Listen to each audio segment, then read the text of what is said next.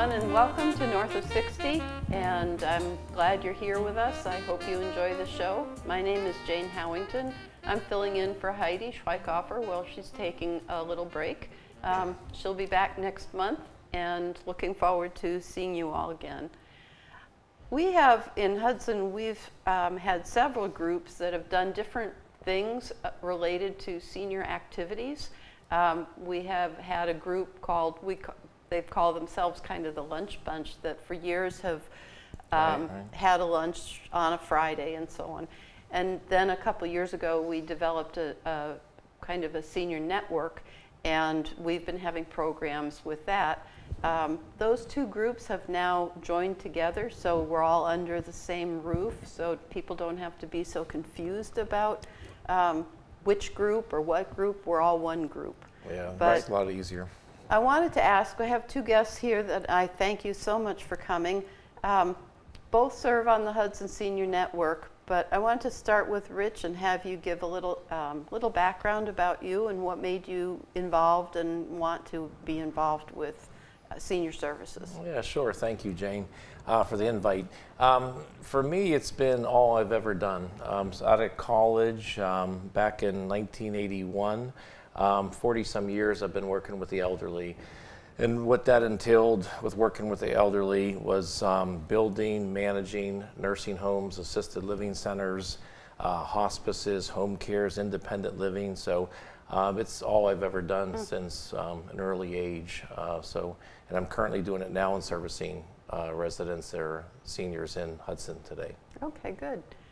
And you live in Hudson, and so is that one of the reasons why you kind of got involved with the net? Yeah, I wanted to give back. I mean, when I first heard about this committee that was being started, or the interview for that process, it's again something that I was greatly familiar with, and I wanted to give back to, because I knew that Hudson was, in my opinion, lacking like some neighboring cities on what they were offering for their seniors. Okay. And I neglected to say, I called you Rich, which that's your name, but Right. Piekarski is your last Piekarski, name. yes. Just in Yep. case people don't know you. Sure. And Jerry Lynott, thank you for coming very much. And were you part of the original group for the Hudson group as well? I was not, Jane. Okay. I got involved a couple years ago when I retired, and Rich actually got me involved. So Okay. I was excited about that. Great addition. And you've taken on kind of a unique role, as I understand, that you kind of discovered, I guess, an organization called Village to Village. That's correct. My mom and dad moved when they retired to a small little town in Pennsylvania, and they joined a group, an organization there that was a senior group, and it was younger seniors taking care of older seniors. And I paid attention to what was happening within their lives, and just planted a seed in the back of my mind that, hey, one of these days I need to take that to Hudson, because I'm unaware that we have anything like that. Great. And that's when I came across the Hudson Senior Network and got involved after I retired. Sure. So let's talk a little bit about what the Hudson Senior Network does and what it offers to people out in the community.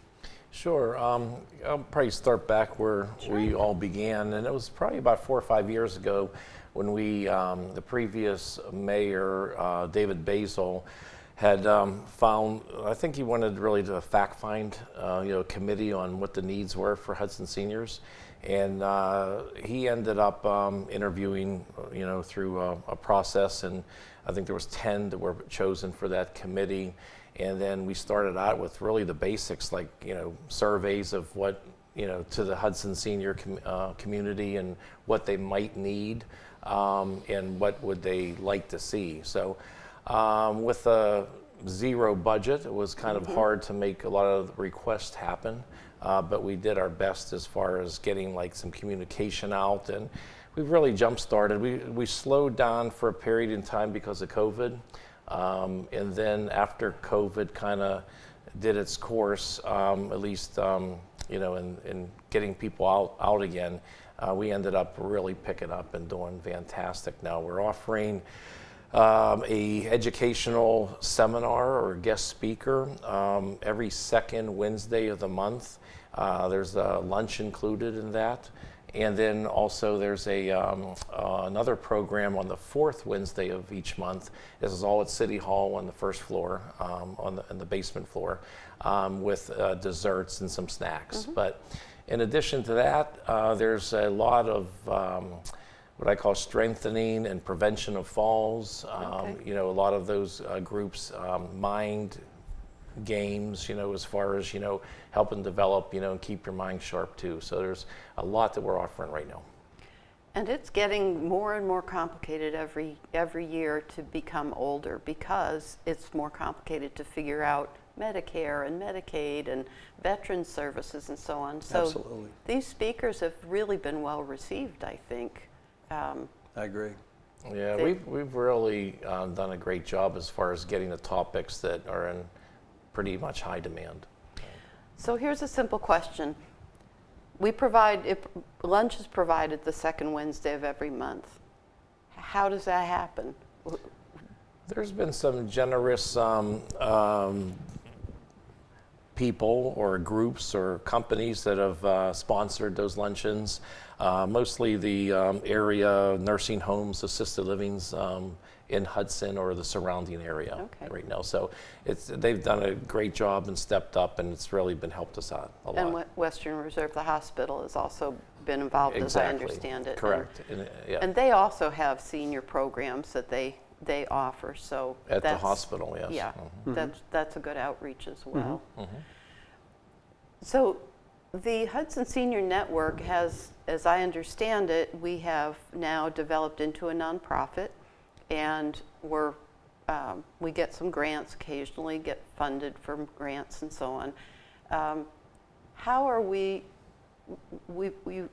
I keep saying we because I've been involved in it, so I kind of get some of it. There was a strategic plan that was done kind of moving forward, and I think the survey that you alluded to talked about programs as one of the biggest things people wanted. Yeah, I think Jerry was a big part of that questionnaire. Yeah, we did a survey, last summer, I guess it was, and got a lot of feedback. We had well over 150 people, I think, that completed that survey, and programming was one of the greatest interests of that senior group that responded to the survey. And it sounds like that's kind of, as people are getting to understand that we do provide those programs, we're getting more and more people every month coming to them. So, and for those people out there that maybe don't know how to get in touch with this stuff, we are getting a telephone number, so we're calling it the Senior Hotline. So we're going to be publishing that if you ever have any questions about it. You can also call the city and ask about it, or if you have any fluency with your technology, you can go online, you Google Hudson Senior Resources, and it takes you right to the page that offers, here's the calendar of events, and you can register for those events. So I think we'll leave that up. I think at the end of this show, we'll try and have that up so that you can get the website for it.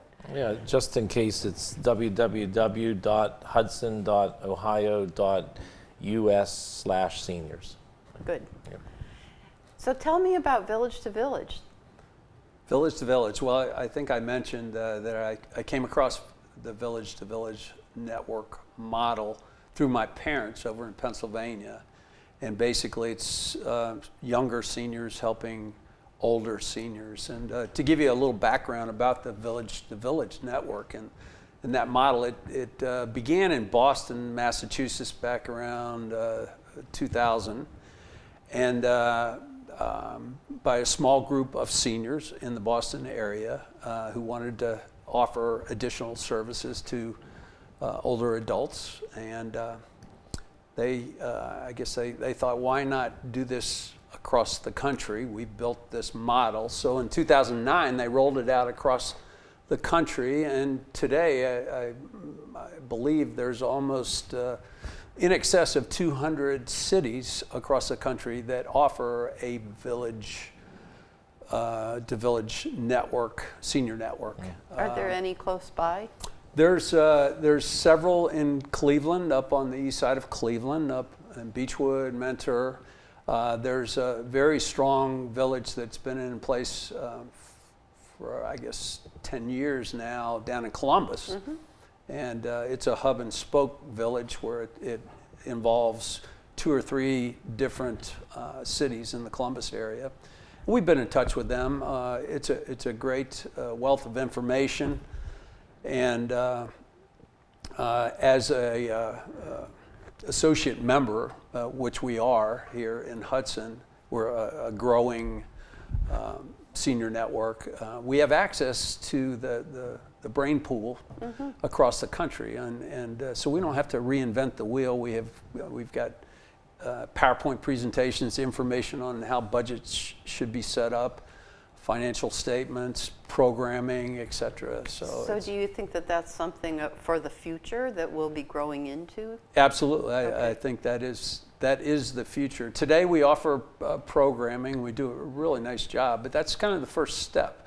And if we want to use seniors as volunteers to help older seniors, we need to manage that process and start gathering information on people and vetting vendors, and there's a lot of steps involved with going to that next level. Mm-hmm. And I think we've got the tools that we need to make that happen. It's just going to take a little time. Mm-hmm. And for those everyday folk out there that are kind of wondering, well, what's the village to village going to do for me? There are things like setting up a program to do snow plowing, or what are the things that they might do? Yeah, well, the village model really has 4 component parts or tenets of what they're all about. One is offering health and wellness services. We're kind of doing that today here in Hudson. Yep. With our exercise classes and balance classes and whatnot. The other component parts are volunteer services. So we're not doing that today, or we're doing it on a very small scale. But it sure would be nice to have a list of 100 senior volunteers that we could tap on to help somebody who's in need. We do a little bit of that with the Are You OK program, I think. Right. But it's a very small program. I think that could get expanded. And for those of you that don't understand that, the Are You OK program is a program where, I might call my neighbor who's not healthy right now. I might call him once a week to check in or take him to the doctor or something like that. So that's a program that's kind of similar to what you're saying. Exactly. There's 2 other major component parts. One is social connection, and we're doing a lot of that with some of the events that we're sponsoring, and field trips and learning opportunities. And the last piece is really managing service providers and vetting out service providers that could provide snow plowing to senior adults. Okay. At discounted rates, and that's just one example, but there'd be many other things that would fall into that category. And those are opportunities that hopefully we'll be moving towards as time goes on. But we one of the needs is we need somebody to manage all of that information, membership information, volunteers, and that type of thing. And as I believe you mentioned, we're all volunteers right now on our advisory board. So right. It's difficult. I hear so many people that say how difficult it is to go from like an all-volunteer nonprofit that has very limited revenue to a staffed, large organization, and they're somewhere in between, and we're kind of in that now. We're in that tweeny stage right now. It's small steps, but we're making those steps now. So, Rich, I know that you've been in this environment of serving seniors and the elderly population for a long time. What kind of trends are you seeing, or are there any different trends that are going on right now that maybe would help us to understand how we best serve people? Well, yeah, with the growing population of the elderly and the demographics are, they're skyrocketing for the baby boomers over the next 25 years.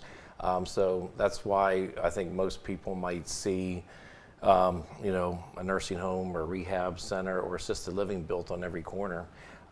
So that's been a huge trend over the last 5-8 years, trying to manage that demographics. But one trend that I have been seeing over the last 3 years or 4 is the home care side. A lot of the elderly, as much as they can, want to stay at home, from as long as they can to permanently. It just depends on, everyone's in the, different in that category. So that's been a big trend, and probably one negative trend over the last probably 4 years is that staffing. I mean, staffing is just a huge component right now in getting caregivers, nurses, to manage that huge baby boom that's coming over the next 20, 25 years. I know aging in place is a big issue, and that's kind of what you're referring to, and Correct. the support for making that happen. And it is difficult to, people are spread all over the country or the world, and then sometimes it's hard to help your parents when they're, hours away or whatever. Yeah, one other trend that's growing steadily, not really, big leaps and bounds right now, is people are getting into long-term care insurance more. So that's something that's really, people are buying it into, and you have to really, to keep those premiums down, have to buy it at a very younger age, but no one thinks of having a need at 70, at 80 when you're 30, 40 years old. Correct. So that's always been a struggle, but I see that growing right now to help financially to pay for some of the costs in the future. So there are other programs that are going on around our community that maybe people don't know that much about. I mentioned the Are You OK? And the Gardens of Western Reserve Hospice, of course, and Right. the assisted living in Laurel Lake, and there are places like that. Western Reserve Hospital is a good location to get information if seniors are looking for information.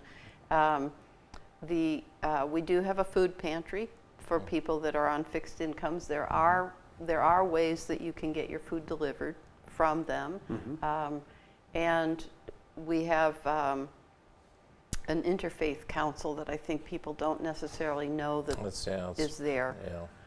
Yeah. And I think that they're working with us. Correct. So yeah. that as we see somebody in need or whatever. And the last part that's kind of fun and maybe a reason that'll get people out of their house and to our programs is we have a golf cart. Yeah. Yeah. And we Yeah. have people that our volunteers sometimes get there very early because they're the ones that want to drive We the fight cart. to see We who's fight. going to drive that golf cart. Yeah, that's a long walk. Yes. That's a long walk, especially if it's raining or snowing or any other bad weather. And I think that with the bad weather, I think we've got two great pieces of news. One is we got a grant, or the city got a grant to put in a shelter out by the parking lot. So if it's raining or snowing and the golf cart already is taking somebody, there's some protection there. Yeah. So, the city's been a good partner in helping to get some of those resources put together for us. Yeah, which has certainly been have. very helpful. Yeah. Yeah. So where do you think this is going to take us on our journey with providing services for seniors? Where do you think we're going to go next?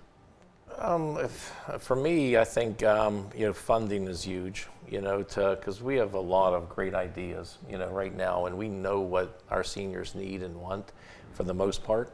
So it's just the funding. So That's number one on the list. Yes. Absolutely. yeah, and we just need to have, and then we are 501c3. Yes. You know, so it, you know, if anybody that wanted to donate and think that's a good cause, I mean, that's extremely helpful.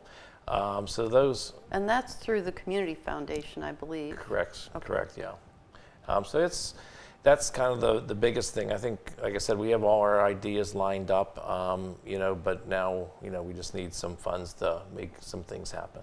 And I think we need to get the word out also. And Hudson's true. helped us, and we've helped ourselves with some of the publications and getting ads in the local papers. And so the more people that know about the Hudson Senior Network, I think the better, and the more we're going to grow. And I think that there is a newsletter, a monthly newsletter just that's gonna been say, started. yeah. So Yeah, no, that's big, and again, you can get a lot of information from the website. Obviously, I did want to also add before I forgot that you have to register for these classes. So that's one thing that you couldn't just show up, but you know, and you can do that on the website. and the reason for registering is so that we know how many lunches to provide. Correct. That's one of the main things. Yeah. Exactly. Yep. Yeah. And setting up tables and chairs. Right. Jerry? So we're in early setting up. Well, those you know, we tables. had an interesting, you're wonderful as far as you come early and you set up the tables and stuff. At the last event a couple weeks ago, there were a bunch of people that came from what used to be the other senior group and is now now that they know what we're doing, they came, but they didn't know to register. And we had to set up a couple extra tables, which was fine, and our food vendor had actually brought extra food, so we didn't have a problem. But we're going to have to figure out a different layout for that room, you know.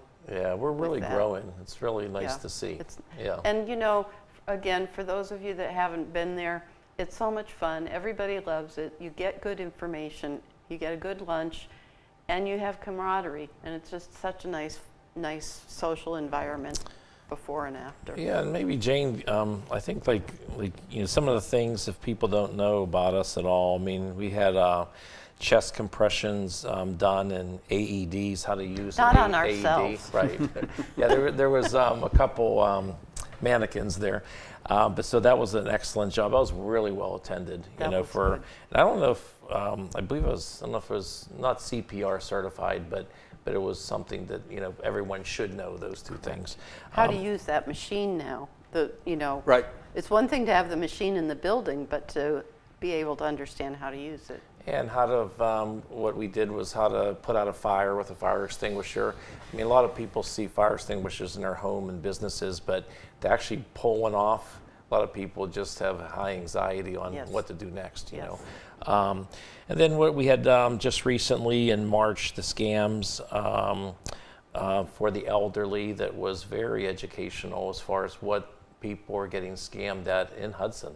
That was an exceptional program. It was also eye-opening at how many hundreds of thousands of dollars have been siphoned out of Hudson. It's Yeah. scary. It is It scary. is scary. Wow. And they really focus on, one of the main age groups they focus on is the elderly. It's easy, and they are the ones that have the bank accounts now. So, Right. Yeah. That was scary. Yeah, and then I mean, coming up for April, I don't know when we air, Yeah. but the April arthritis is in our hands. We talk about arthritis on April 12th. May 10th, there's a big second annual fashion show. Chico sponsors that, which is very well attended. I think that was our biggest That was good. attendance last year, or the last year we had it. So there's just a lot of great things, and they're all on the website to see. There's a lot of the exercise or strengthening or prevention. I mean, there's a whole list on the website that people should get familiar with. And I think that we're having the big band event back, well, in Next summer? September, August, September. That was almost 100 people that showed up for that, and that was wonderful. We were outside. It was a great night. It was perfect. Yeah, that Yeah, was big wonderful. Christmas party, you know, during Christmas. But We're going to take a little field trip down to Portage Lakes also. Okay. We're renting a big boat, pontoon. big pontoon boat. Great. And that's in play right now for a Wednesday. and a box lunch, and Tentatively so it should be August. for August, that. middle of August. Yeah. Yeah, is the Hopefully date. that's when the August least 14th, rain. I think. Yes, Yeah. hopefully. It's a beautiful time So- to be down there. Exactly. Well, we're almost out of time, and I wanted to just give each of you an opportunity if there's anything else you want to add as far as our senior North of 60 audience.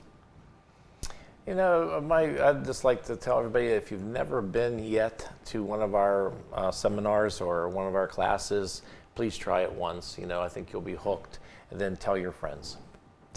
Spread the word. Yeah. We Spread need the help. word. And if you Right. want to volunteer, we need your help. And That's funds. good. Yeah. Yep. All the things that help the young seniors provide for the older seniors, There you go. which is what we're all It's doing. giving back. Yeah. That's what it's all about. That's for sure. Yeah. It's wonderful. Well, thank you, Jerry, and thank you, Rich, very much for coming in and talking about this. Thanks, And Jane. I hope you can come back maybe in a year. Come back and say how much further we've gone from here. That would be Would love wonderful. to. Thank you. Okay. Thank you.